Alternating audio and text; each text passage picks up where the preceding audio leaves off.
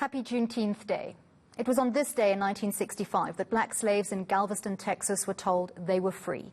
The actual amendment abolishing slavery was ratified in December that year. The day has now been declared an official federal national holiday in the US, but as we see almost daily incidents of racial tensions in the US and wide-scale inequality of minorities in the country, we ask, how far have African Americans come?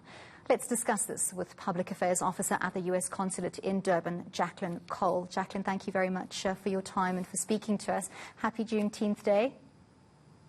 Thank you so much. Thank you for having me. So the day has been celebrated for over 150 years by African Americans in various forms as Freedom Day, Jubilee Day, Emancipation Day. It's just now that it's become a federal holiday. Why do you think it's taken so long? Well, I mean, for some of us, it's been a holiday we've celebrated for generations. My family on my father's side is from Texas, so I've celebrated Juneteenth my entire life.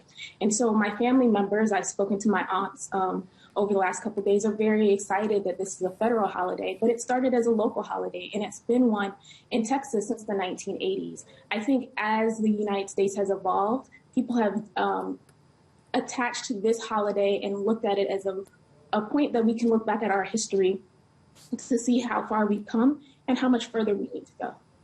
So the fight against systemic racism across the globe continues.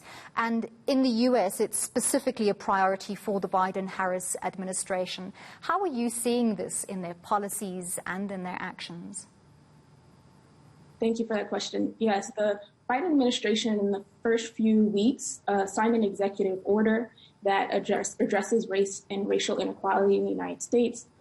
There's also been a discussion across various agencies, including the Department of State where I work, about how do we put this into policy, and that includes foreign policy. So having discussions like you today is helping us to bring these issues to bear, not only in the United States, but with our partners, because civil rights, as we understand, are human rights and are discussions that we need to be having both in the U.S. and across the world.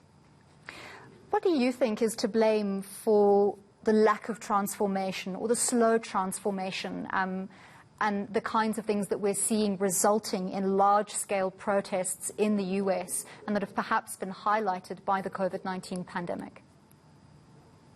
So I think you made a very good point in bringing up the COVID-19 pandemic. I think it has shed light on a lot of systemic racism that others outside of the African-American community in particular may not have been aware of, but also other communities that are affected, like Asian Americans and other people of color. And so I think this has given us an opportunity to look across multiple areas, whether it's education, it's health, it is housing. These are areas where we really need to look into what can be done, both between partnership between government, civil society, and business to do more to advance where we are in the United States. There are a lot of commonalities between the US and South Africa in the need for transformation. What do you think we can learn from each other as countries?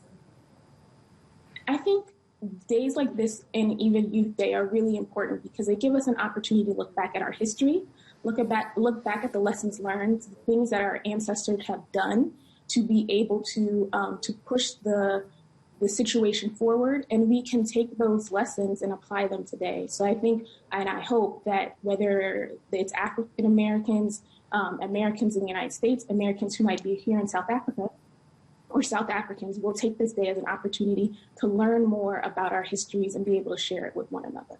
Also, learning about each other's histories is important. There's a lot of focus globally on the US because it is a superpower country. Do Americans know about historic days in South Africa? Are they aware of the kinds of ways we commemorate and celebrate those days and the impact it has on transformation here? I would say I think Americans are learning as we travel more. We're learning about different histories from a lot of different places. I think the way that most of us learn are either having someone like a South African in our community who shares their history with us, or someone like me who's traveled to South Africa. And like a few weeks ago, I got to go to the Mandela capture site. And while I had been studying African history for years, it's a very different thing to be there at a location and learning from people and discussing it together. So hopefully, I mean, that's one of the things that we pride ourselves at doing at the US Embassy and Consulates is having exchanges that allow people to discuss these things. And I think one of the few things that COVID has brought us that has been helpful is the fact that we can do that virtually. So it's so much easier than it has been before to have these cross-cultural conversations. And I hope that we will have more of them in the future.